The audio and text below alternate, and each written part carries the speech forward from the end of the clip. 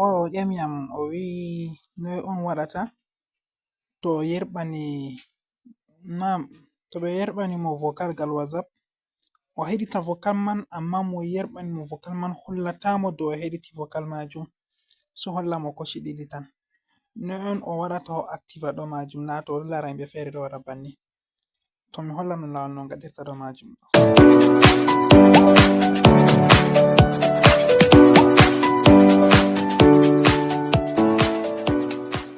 Assalamu alaikum warahmatullahi wabarakatuh. Bandiraɓe mi hofni miranaki on hayruji ɗuɗɗi ɗi duniya be lahira.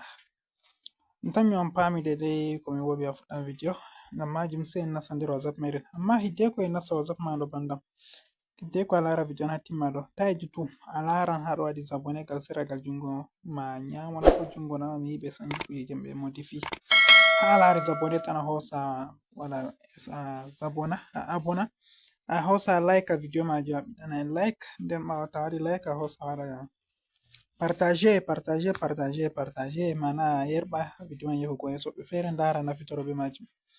To sai a nasta nder WhatsApp ma banni. Ok to a nasti WhatsApp ma banni shikenan a laran toɓɓe tati ha dow hato. Ok sai a nasta toɓɓe tati go to a nasti toɓɓe tati majum a laran haɗo waɗi parametre haɗo. To a lari parametre a nasti shikenan sai a wara a nasta haɗo waɗi chat. To a nasti chat banni ɗo to sai a yi'an ɗo nda ɗum ɗo ɗo huɓɓi sai a hosa desactiva ɗum banni. Ta tawi ɗo huɓɓi ɗo a hosa a desactive ni shikenan ɗo majum hosi active. A tawan je ma ɗo active banni sai a hosa a desactiva. To a desactive shikenan kala ko a waɗi to a waɗi vocal a yerɓani goɗɗo an mo waɗi be mo a waɗani fu to a yerɓani goɗɗo vocal o heɗita amma hollete bana to o heɗitai. An mo waɗi be kanko mo a waɗani tammi on non pama tindinore am ɗo. To a yerɓani goɗɗo vocal o heɗiti amma hollete bana o heɗitai e nonnon kanko bo to o yerɓani ma vocal a heɗiti vocal man kanko an ɗo hollan mo bana a heɗitai vocal majum. Tammi on fami tindinore majum. Ɗo on o ƴami mi acci mo waɗa video majum mi pibiliya ɗum himɓeji fu ndara nafitoro be majum. On gettama on gelanama hayruji ɗuɗɗi to on mari haje ngaɗa video fere dow hunde fere ha les commentaire on nastata on windanam nda video kaza mi yiɗi mi windana mi yiɗi on ngaɗana yam.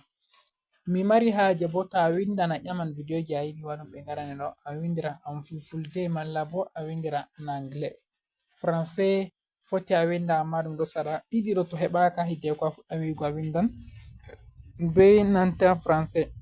Ngam majum mi hofni on mi yetti on mi yelanaki on hayruji ɗuɗɗi ta hejite partage video ɗo yahugo yeso on abona on like nden bo ha ragare majum en ɗon andina en ɗo hokka application connection gratuit nden bo ta mari haje TikTok monetize je heɓata cede kanjum bo min ɗon creya inchallah sai a matam hedi numero am je WhatsApp ko bo a windanam ha les commentaire ko bo a tokkam gal DM banni mi hofni mi melani on hayruji ɗuɗɗi. Assalamu alaikum.